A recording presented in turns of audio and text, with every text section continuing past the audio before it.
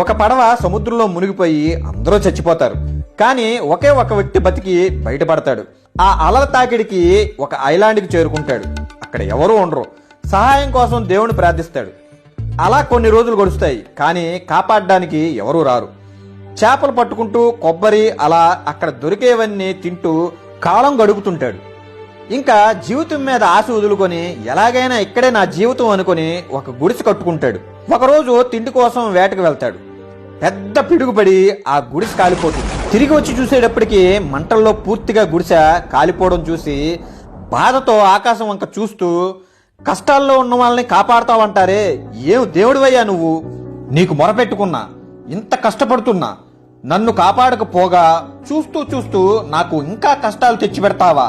కట్టుకున్న గుడిసెను కూడా తగలబెట్టేస్తావా అని ఏడుస్తూ పడుకుండిపోతాడు.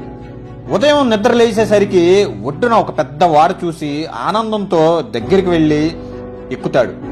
వాడలో ఉన్న కెప్టెన్ అడుగుతాడు, మీకు ఎలా తెలుసు నేను ఇక్కడ ఇరుక్కుపోయానని? అప్పుడు ఆ కెప్టెన్, రాత్రి మేము ప్రయాణం చేస్తున్నప్పుడు ఈ ఐలాండ్ నుంచి ఒక పెద్ద మంటలతో సిగ్నల్ ఇచ్చినట్టు అనిపించింది, వచ్చేసాం.